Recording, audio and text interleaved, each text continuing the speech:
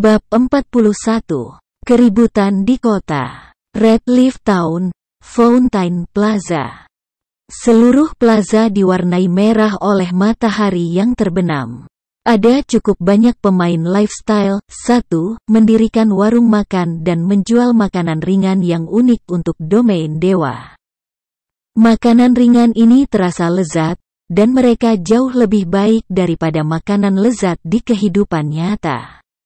Juga, harga jual mereka hanya 2 atau 3 tembaga. Itu benar-benar murah. Banyak pemain akan datang ke sini untuk beristirahat dan mencicipi kelezatan domain dewa setelah pertempuran sengit selama 1 hari.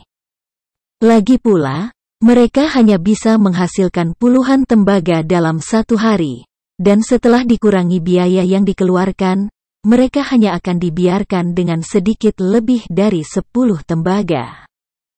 Jadi, memberi mereka hadiah seharusnya tidak menjadi masalah. Ada beberapa pasangan yang duduk di bangku batu, mengobrol. Mereka makan makanan yang mereka beli saat mereka menikmati waktu yang indah. Tiba-tiba, setiap pemain di Redleaf Town menerima pengumuman sistem. Seorang pemain telah memicu alur cerita khusus. Pemberontakan ikan kecil telah diaktifkan. Sebuah ekspedisi quest telah diaktifkan di Redleaf Town. Pemain sekarang dapat menerima quest ekspedisi dari Adventurers Guild. Menyelesaikan quest ekspedisi akan menghadiahkan pemain dengan hadiah berlimpah dan reputasi guild. Semua pemain terkejut. Di Redleaf Town, tempat di mana cash sangat langka, sebenarnya ada quest ekspedisi. Apalagi hadiahnya besar. Itu benar-benar tak terbayangkan. Siapa orang yang luar biasa yang sebenarnya memicu alur cerita khusus? Pemain yang mencapai prestasi ini menarik perhatian setiap pemain di Redleaf Town. Semua orang bertanya-tanya hadiah besar apa yang didapat pemain ini untuk mengaktifkan alur cerita. Bagaimanapun, mengaktifkan alur cerita jelas merupakan kejadian yang langka. Jadi, bagaimana mungkin hadiahnya sedikit?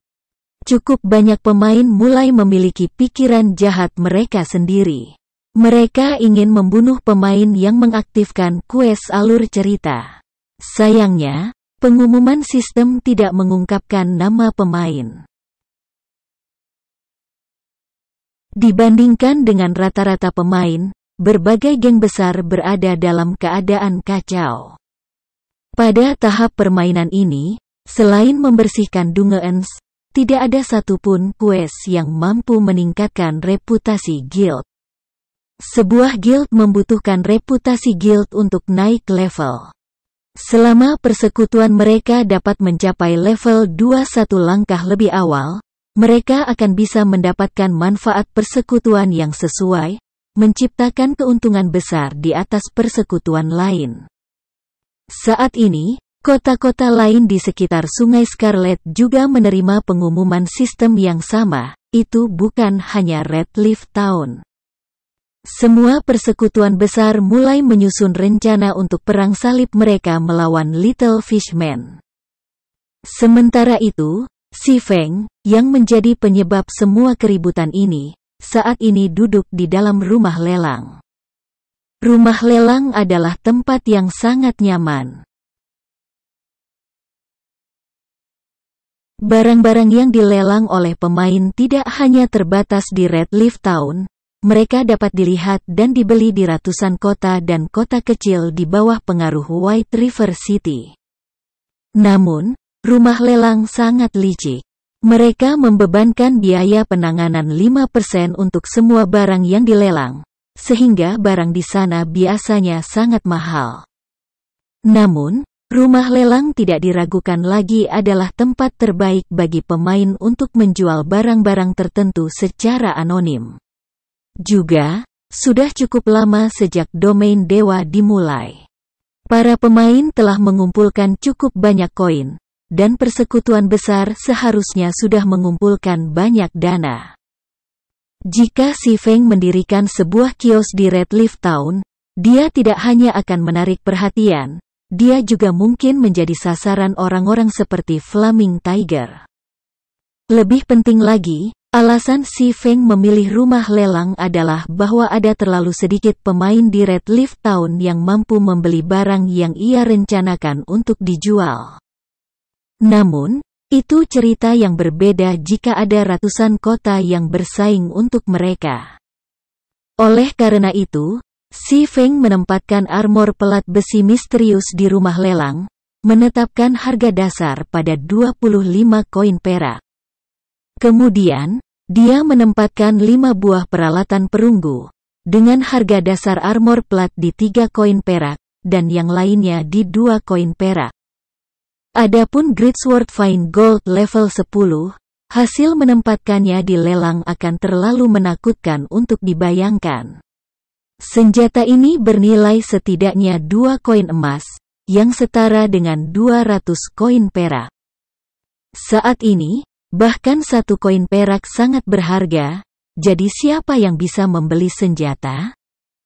Setelah itu, Si Feng mencari tasnya melalui layar setengah transparan. Awalnya, pemain diberi tas yang memiliki 100 slot, namun, itu masih jauh dari cukup untuk Si Feng. Setiap pemain dapat melengkapi maksimal 7 kantong. Jadi, Si Feng segera membeli 6 tas terbesar yang saat ini tersedia. Masing-masing tas memiliki 25 slot, dan masing-masing dijual seharga 40 koin tembaga. 6 kantong berarti 240 koin tembaga. Jumlah seperti itu jelas tidak terjangkau bagi pemain normal, tapi itu hanya sejumlah kecil untuk Si Feng. Ruang penyimpanan Si Feng meningkat banyak setelah melengkapi 6 tas. Setelah itu, Si Feng meninggalkan rumah lelang dan mendirikan sebuah kios tidak jauh dari situ. Dia tidak sedikit pun tertarik dengan storyline quest yang dia picu. Dia tidak akan memperebutkan hadiah dengan yang lain. Dia sudah kenyang, jadi itu hanya pantas bagi yang lain untuk memiliki sisa makanan. Membeli esensi dan batu ajaib dalam jumlah besar. Setumpuk 2 esensi sihir untuk 6 kopera, setumpuk batu untuk 10 tembaga. Si Feng berteriak keras. Pada tahap permainan ini, Magic Essences adalah beberapa bahan yang diperlukan untuk berlatih menempa, sedangkan stone adalah salah satu bahan bangunan yang dibutuhkan insinyur. Namun, banyak monster level 0 hingga level 3 akan menjatuhkan materi ini ketika terbunuh, jadi mereka hampir tidak bernilai apa-apa. Bahan-bahan yang diperoleh banyak guild juga cukup untuk memasok pemain lifestyle mereka sendiri, sehingga mereka tidak akan pernah membeli satu pun dari mereka. Sedangkan untuk pemain normal, mereka hanya sesekali membeli bahan-bahan ini. Namun, masih ada lautan pemain yang tidak tahu bagaimana menangani materi ini. Mereka biasanya menjual bahan-bahan ini ke NPC dengan harga murah. Setumpuk 20 botol Magic Essence dijual seharga 5 koin tembaga, dan setumpuk 100 seton dijual seharga 9 koin tembaga. Si Feng membelinya dengan harga 1 koin tembaga lebih tinggi. Jadi ada cukup banyak pemain yang mau menjual materi mereka kepadanya. Koin tembaga tambahan pertumpukan masih akan menjadi penghasilan yang cukup signifikan. Magic Essence adalah salah satu bahan yang diperlukan untuk membuat garrison armor. Selain itu, sejumlah besar biji tembaga dan biji perunggu juga dibutuhkan. Biji-biji ini hampir tidak tersedia, dan semua guild besar membelinya dalam jumlah besar. Sayangnya, sangat sulit untuk menguasai mereka. Si Feng juga awalnya berencana untuk menggiling biji. Namun, sekarang setelah dia memiliki batu bertuah, biji besi tidak lagi menjadi masalah. Batu bertuah bisa melakukan penyempurnaan unsur. Itu berarti itu bisa memperbaiki batu. Ada peluang besar untuk mendapatkan biji, bahkan biji langka. Sama sekali tidak perlu Si Feng untuk secara pribadi menggiling untuk mereka, dia hanya bisa membelinya dengan harga yang sangat murah. Karena itu, puluhan ribu pemain secara efektif menjadi buruh Si Feng. Dengan sangat cepat, kerumunan besar pemain telah berkumpul di depan Si Feng. Kakak, aku punya 6 tumpukan sihir esensi di sini. Apakah kamu akan mengambilnya? Petik 2. Aku punya 3 tumpukan batu. Apa kamu menginginkan mereka? Banyak pemain mulai bertanya pada Si Feng, khawatir tasnya akan terisi. Lagi pula, mereka hanya memiliki terlalu banyak esensi dan batu ajaib. Tidak ada pemain yang mau membeli bahan-bahan ini. Namun, itu memalukan untuk hanya menjualnya ke NPC. Jadi bahan-bahannya tetap berada di dalam tas mereka. Aku akan mengambil semuanya. Tukarkan saja mereka, kata Si Feng. Sebelum ini, Si Feng mengumpulkan sedikit kekayaan. Termasuk transaksinya dengan Gentle Snow, ia memiliki cukup banyak koin. Si Feng pasti bisa membeli sejumlah besar sihir esensi dan batu. Seorang pemain menjual 3 tumpukan Magic Essences di sini. Seorang pemain menjual 5 tumpukan seton di sana. Dalam beberapa saat, Si Feng telah memperoleh 60 tumpukan Magic Essences dan 85 tumpukan seton. Uang yang tersisa di sakunya kurang dari 10 koper sekarang. Maaf, tapi aku kenyang. Si Feng mengemasi kiosnya setelah menjelaskan. Tiba-tiba, banyak pemain yang tersisa yang datang untuk menjual Magic Essences dan seton. Mereka memiliki wajah penuh kekecewaan. Kakak, apakah kamu masih akan membelinya di masa depan? Seorang pemain bertanya. Aku akan. Namun, itu masih akan menjadi periode sebelum aku membelinya.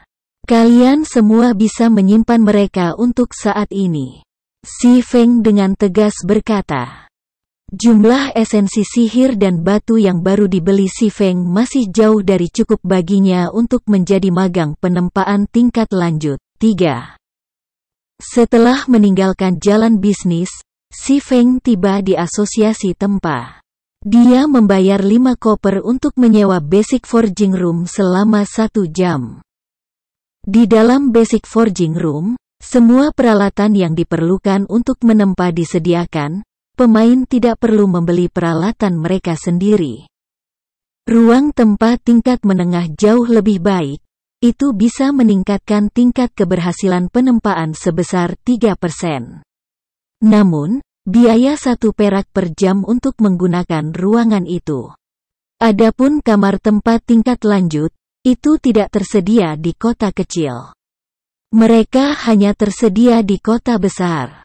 Namun, harga mereka sangat mengejutkan.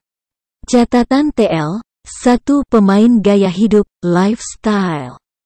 Pemain yang fokus pada pekerjaan bantu mereka, yaitu forger, alkemis, pembuat ramuan, del. 2 tumpukan, ini adalah istilah permainan yang digunakan untuk merujuk pada sekelompok barang identik yang hanya akan memakan 1 ruang slot di tas pemain. Tumpukan item memiliki batas maksimum untuk jumlah item yang dapat dipegangnya dalam slot, miss. Setumpuk Magic Essence penuh memiliki 20 botol item. Jika seorang pemain memiliki 21 botol esensi ajaib, tumpukan kedua akan dibuat di tas pemain. 3. Magang forging tingkat lanjut. Forger dapat dibedakan menjadi beberapa tahap, yaitu Forging Apprentice tanda hubung lebih besar dari Forger tanda hubung lebih besar dari Master Forger tanda hubung lebih besar dari Grandmaster Forger. Tahap-tahap ini kemudian lebih jauh dibedakan menjadi 3 peringkat yang berbeda. Dasar tanda hubung lebih besar dari menengah tanda hubung lebih besar dari lanjutan. Bab 42. Penyempurnaan unsur. Asosiasi tempa, di dalam ruang tempa. Si Feng mengeluarkan setumpuk batu, meletakkannya di atas meja. Setumpuk batu memiliki 100 keping total. Mereka segera mengisi meja bundar, beberapa bahkan jatuh ke tanah. Saatnya untuk melihat seberapa baik dirimu sebenarnya. Si Feng tersenyum ketika dia mengambil batu bertuah merah. Jika batu bertuah dilihat oleh orang lain, konsekuensi yang si Feng hadapi akan sangat besar. Oleh karena itu, si Feng menyewa ruang tempat. Tanpa seizinnya, tidak ada yang bisa memasuki ruangan. Si Feng mengambil sepotong batu dari meja dan menggunakan batu bertuah di atasnya. Sistem, apakah kamu ingin menggunakan batu bertuah untuk penyempurnaan elemen? Si Feng segera memilih, ya. Setelah itu, batu bertuah mulai memancarkan cahaya merah redup, kekuatan misterius mengalir ke batu. Peng! Batu seukuran kepalan tangan tiba-tiba berubah menjadi pasir kuning, berhamburan ke tanah. Hasilnya gagal. Namun, si Feng mengungkapkan senyum tenang pada hasilnya. Itu tidak mengganggunya sedikit pun. Setelah itu, dia mengambil batu lain dan mencoba lagi. Biji sangat berharga. Biji tembaga normal dijual seharga 2 tembaga, mereka hanya bernilai 1 koin tembaga jika dijual ke NPC. Setumpuk 100 biji tembaga bisa dijual seharga 200 koin tembaga ke persekutuan, dan mereka masih akan memperebutkannya. Dibandingkan dengan setumpuk batu, yang hanya dijual seharga 10 koin tembaga, biji tembaga terlalu mahal. Elemental Refinement mengekstraksi elemen logam dari batu. Namun, beberapa seton tidak memiliki elemen logam. Jadi, wajar saja jika mereka beralih ke pasir. Kegagalan seperti itu terlalu umum. Peng, peng, peng. Masih belum ada biji setelah 10 percobaan berturut-turut. Si Feng mulai menjadi depresi. Tingkat keberhasilannya terlalu rendah. Si Feng bahkan mulai curiga bahwa batu-batu ini diambil dari gurun untuk menghasilkan semua pasir kuning. Tenang, santai. Masih ada banyak batu yang tersisa. Si Feng menarik napas dalam-dalam, meyakinkan dirinya sendiri. Dia mengambil sepotong batu, mencoba elemental refinement sekali lagi. Peng! Kali ini, batu masih tersebar ke tumpukan pasir. Namun, di tengah butiran kuning, ada sepotong logam yang memiliki kilau keunguan merah. Itu adalah biji tembaga. Dengan potongan pertama biji tembaga di tangannya, si Feng menghela napas santai. Tangannya mulai bergerak dengan kecepatan lebih cepat.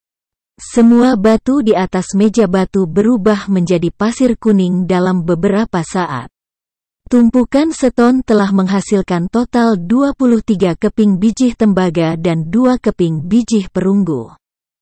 Dibandingkan dengan biji tembaga, harga biji perunggu 3 kali lipat dari biji tembaga. Mereka bernilai 3 koin tembaga ketika dijual ke NPC. Karena kelangkaan biji perunggu, pemain akan membelinya dengan harga 7 koin tembaga. Melihat biji di atas meja, si Feng merasa batu bertuah benar-benar tambang emas. Bahkan jika batu bertuah saat ini itu masih luar biasa. Tidak heran mengapa banyak kerajaan bersedia mengerahkan pasukan mereka dan berjuang untuk batu bertuah. Memiliki batu bertuah adalah setara dengan memiliki harta yang kaya. Pada saat itu, sebuah kerajaan akan sulit untuk tidak menjadi makmur. Si Feng menyimpan biji di atas meja dan mengeluarkan setumpuk batu lainnya.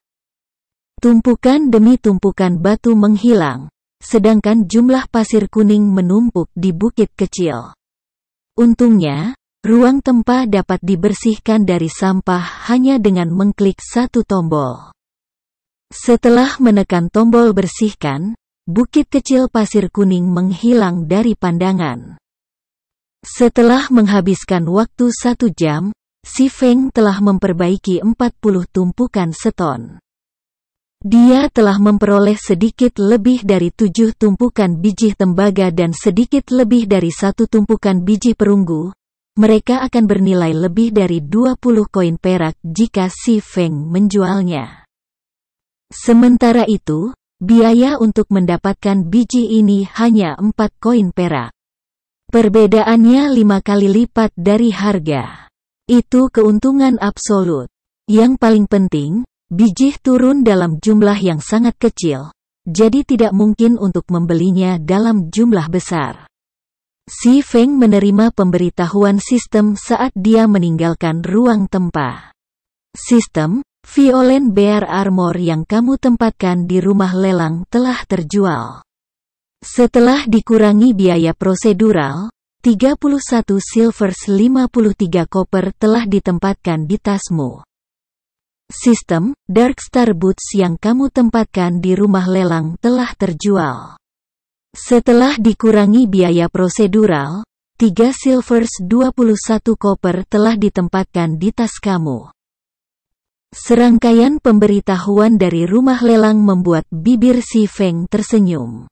Seperti yang diharapkan, semakin besar kompetisi, semakin tinggi harganya. Si Feng sangat puas dengan jumlah barang yang dijual. Dia tidak pernah membayangkan bahwa armor pelat besi misterius untuk perisai prajurit sebenarnya bisa dijual seharga lebih dari 30 koin perak. Tampaknya ada banyak orang kaya di wilayah pengaruh White River City. Setelah menjual peralatan, si Feng tiba-tiba menjadi taipan kaya. Dengan lebih dari 50 koin perak di sakunya, bahkan kepercayaan dirinya berbeda sekarang. Saat ini, pemain masih akan senang memiliki 20 hingga 30 koin tembaga pada orang mereka. Si Feng sudah memiliki lebih dari 50 koin perak, termasuk koin perak. Gentle Snow berhutang padanya. Jika si Feng menjual biji tembaga yang dia miliki segera, dia akan langsung menjadi kaya dengan emas. Namun, dia tidak mau menjual biji. Biji ini adalah dasar bagi si Feng untuk mendapatkan uang besar. Setelah itu, si Feng menyewa ruang tempat selama 1 jam lagi. Dia mengubah seton yang tersisa menjadi biji. Keberuntungannya lebih baik kali ini. Dari 45 tumpukan batu, dengan ini, si Feng memiliki total 17 tumpukan biji tembaga dan 3 tumpukan biji perunggu. Ini akan memakan waktu cukup lama sebelum si Feng bisa menggunakannya semuanya. Dengan uang di tangan sekarang, si Feng sekali lagi tiba di area pusat asosiasi tempat, di area administrasi. Saat ini, ada beberapa pemain forger, yang dipersiapkan oleh guild, menyewa kamar forging. Ini hanya kejahatan. Sebenarnya biaya 5 tembaga selama 1 jam. Persekutuanku baru saja memberiku 30 tembaga. Itu sama sekali tidak cukup. Petik 2. Itu sudah dianggap baik. Setidaknya semua peralatan ada di sana. Lihatlah peralatan forging. Bahkan yang paling umum membutuhkan beberapa perak.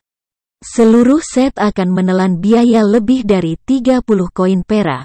Ini hanya pencurian terang-terangan. Petik 2. Kamu masih belum melihat ruang penempaan intermediate.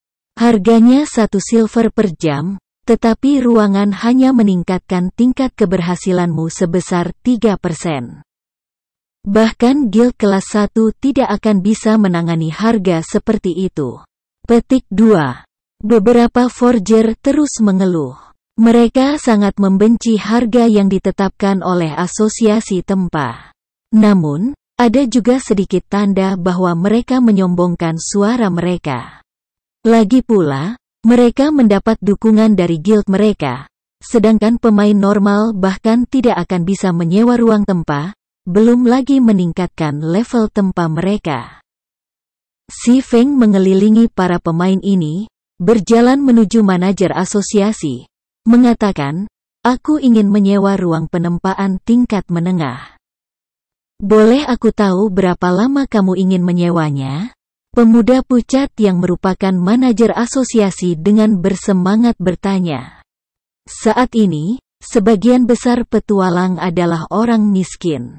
Masing-masing dari mereka hanya menyewa kamar penempaan dasar, dan bahkan kemudian, mereka menyewa dengan keengganan. Jadi, perubahan besar terjadi pada sikap servis manajer ketika dia bisa melihat petualang kaya seperti si Feng. Melihat pada saat itu, saat ini pagi di dunia nyata. Saat menggunakan helm permainan virtual, seseorang tidak bisa tinggal terlalu lama di domain dewa. 2 jam kemudian, kata si Feng setelah beberapa pemikiran.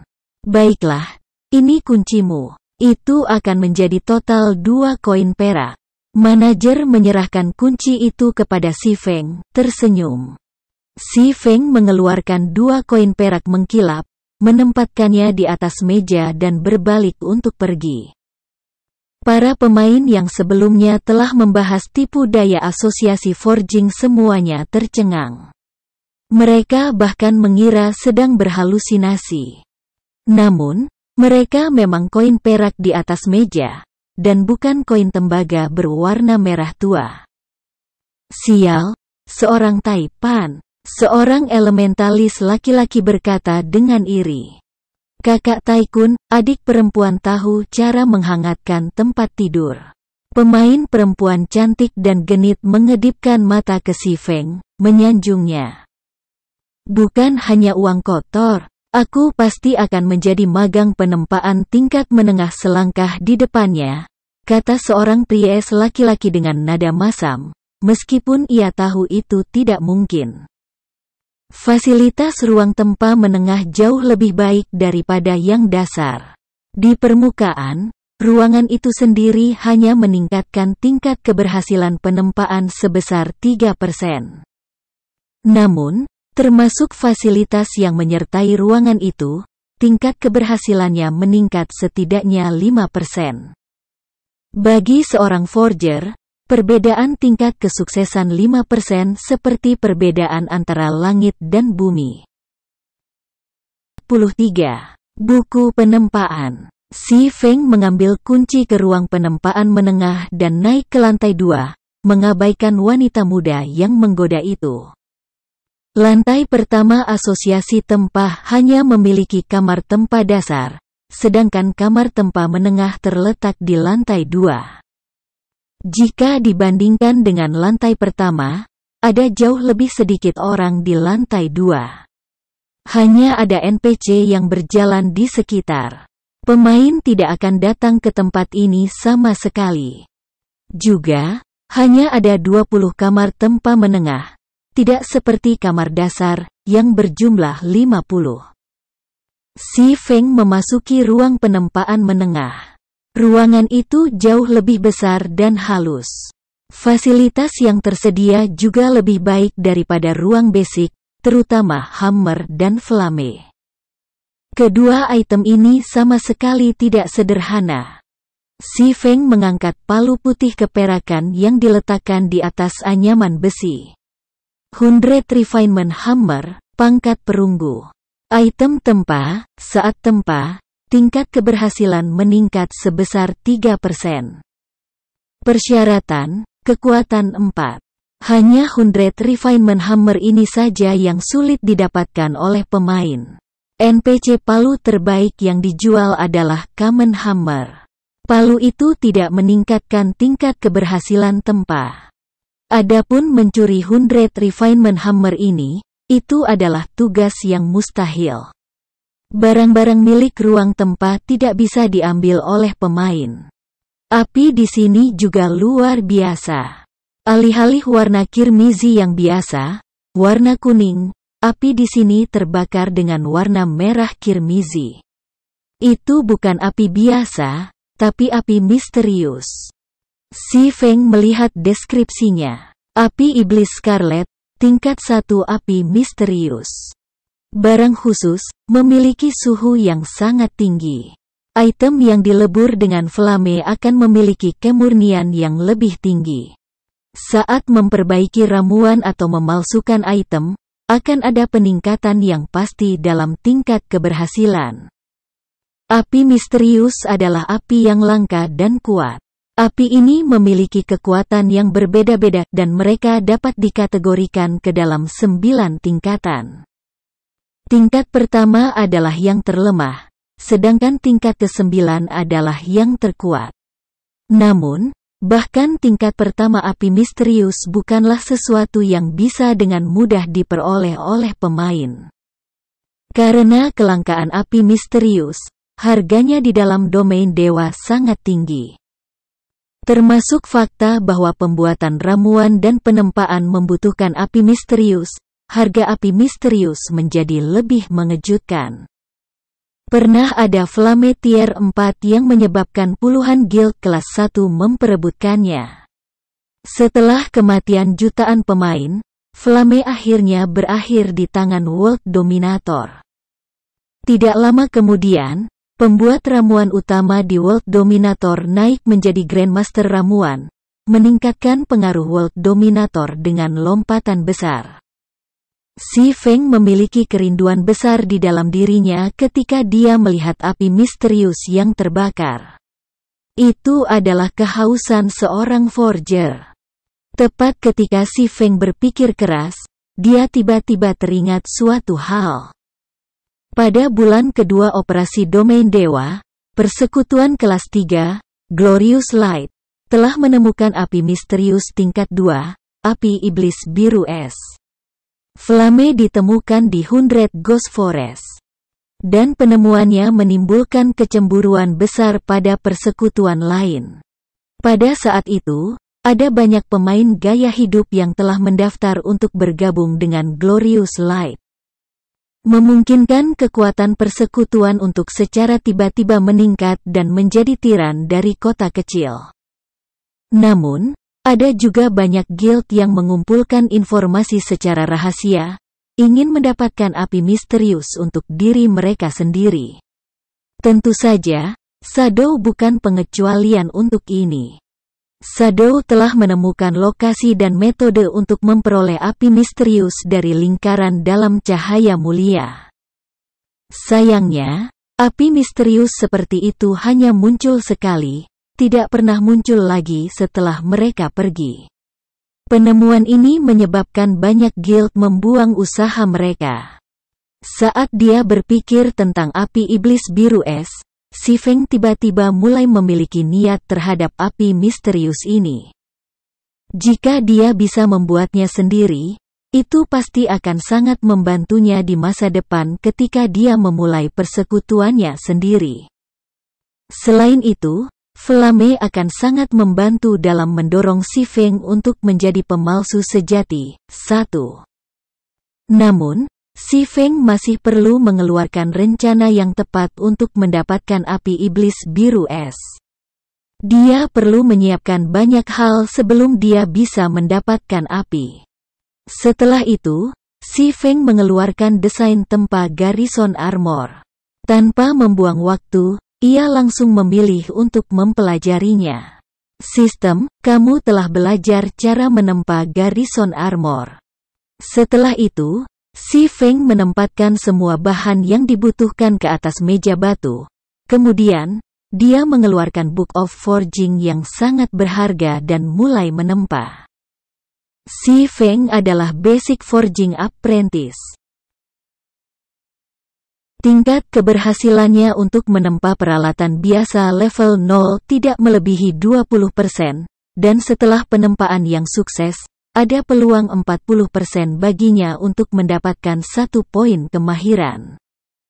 Jika si Feng memalsukan Garrison Armor, peralatan perunggu level 3, peluang keberhasilannya tidak akan melebihi 5%. Berhasil menempa sepotong peralatan perunggu akan membawa bonus tambahan, yang merupakan peluang 100% untuk mendapatkan 2 poin kemahiran. Namun, 1000 poin kemahiran diperlukan untuk menjadi magang penempaan tingkat menengah. Untuk mendapatkan sejumlah besar poin seperti itu dibutuhkan dana yang sama besar untuk mendukungnya. Tidak ada cara bagi pemain lifestyle untuk mendukung jumlah uang yang begitu besar sendirian. Forger di guild semuanya dimulai dengan menempa common equipment. Tidak ada satu guild pun yang akan memungkinkan para pemain lifestyle ini untuk memalsukan peralatan perunggu segera. Untuk memulainya, mereka bahkan tidak memiliki desain tempa untuk peralatan perunggu, dan bahkan jika mereka melakukannya, mereka tidak akan melakukan tindakan seperti itu. Tingkat kesuksesan apprentice basic forging terlalu rendah, dan bahan yang dibutuhkan terlalu mahal. Kegagalan tunggal akan menelan biaya 1 koin perak atau lebih. Itu adalah kerugian yang bahkan tidak bisa ditangani oleh guild. Selain itu, mereka bahkan tidak bisa mengumpulkan banyak bahan untuk membuat peralatan. Namun, Si Feng tidak memiliki kekhawatiran seperti itu. Dia memiliki batu bertuah, jadi dia tidak kekurangan sumber daya. Selain itu, bahan yang dibutuhkan untuk membuat garrison armor harganya murah. Itu hanya membutuhkan 5 botol esensi sihir, 5 buah biji perunggu, dan 20 buah biji tembaga. Biaya pembuatan garrison armor hanya 80 koin tembaga. Jika dibandingkan dengan biaya pembuatan peralatan perunggu lainnya, setidaknya 20 tembaga lebih murah. Garrison armor juga memiliki atribut yang sangat bagus, jadi itu sangat disambut. Si Feng tidak perlu repot mencari tahu cara menjualnya. Yang paling penting adalah Book of Forging. Book of Forging dapat meningkatkan tingkat keberhasilan menempa common equipment hingga 70%, equipment bronze hingga 50%, mysterious iron equipment sebesar 30%, secret silver equipment sebesar 20%, fine gold equipment sebesar 10%, dark gold peralatan sebesar 5%, dan peralatan epic sebesar 1%. Dengan atribut seperti itu, Book of Forging dapat memungkinkan pemain untuk menjadi Master Forger dengan mudah dan tanpa hambatan. Basic Forging Apprentice awalnya memiliki tingkat keberhasilan 20% dalam menempa common equipment.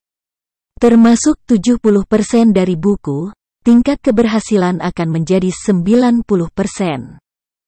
Lebih lanjut termasuk fasilitas ruang penempaan menengah dan menghilangkan kemungkinan kesalahan, tingkat keberhasilan membuat peralatan umum adalah 99% atau lebih tinggi. Kecuali pemainnya adalah babi, 2, kegagalan tidak mungkin terjadi. Kemampuan menakutkan Book of Forging jelas bisa dilihat dari ini. Adapun garrison armor, Si Feng memiliki tingkat keberhasilan 5% untuk membuatnya. Termasuk 50% dari buku, 3% dari fasilitas ruangan, dan juga efek api misterius. Si Feng sekarang memiliki tingkat keberhasilan 60% untuk membuat garrison armor. Belum lagi bronze equipment, bahkan jika common equipment memiliki tingkat keberhasilan 60%, itu masih akan membuat pemain forger marah. Persentase keberhasilan yang begitu tinggi adalah sesuatu yang tak terbayangkan bagi forges. Setelah itu, Si Feng mulai perlahan membuat garrison armor sesuai dengan persyaratan desain tempa. Dia pertama kali mencium biji tembaga dan perunggu dalam api. Setelah berada di api selama 5 menit, biji mulai meleleh dan membentuk benjolan. Setelah itu, Si Feng menambahkan dalam Magic Essence, membiarkannya terbakar selama 1 menit sebelum melepaskan biji merah panas dan menempatkannya ke logam terasa. Suhu panas biji yang terik menyebabkan Si Feng berkeringat. Namun, Si Feng tidak berani ceroboh, karena proses berikut adalah bagian yang paling penting. Setelah menyelesaikan persiapan, Si Feng memegang 100 Refinement Hammer dan menyiapkannya untuk memalu biji api. Dang, dang, dang. Bunga api terbang ke segala arah. Suara memalu bergema di seluruh ruang forging yang luas. Si Feng memukul setiap pukulan dengan presisi yang cermat. Dalam kehidupan sebelumnya, Si Feng tidak belajar tempa. Dia hanya belajar keterampilan mengumpulkan. Namun, dia masih tahu banyak tentang forging. Lagi pula, dia sudah sering berbicara dengan Master Forger. Jadi dia berpengetahuan luas sampai tidak membuat kesalahan tingkat rendah tertentu. Setelah memalu biji lebih dari 100 kali, Si Feng merasa itu sempurna. Si Feng menyeka keringat di dahinya, dengan hati-hati memilih antar muka biji merah dan mengklik tombol lengkap. Setelah itu, biji merah panas mulai berubah. Dalam 5 detik, itu telah berubah menjadi baju besi berwarna abu-abu keperakan. Di permukaan, sepertinya tidak ada yang salah dengan itu.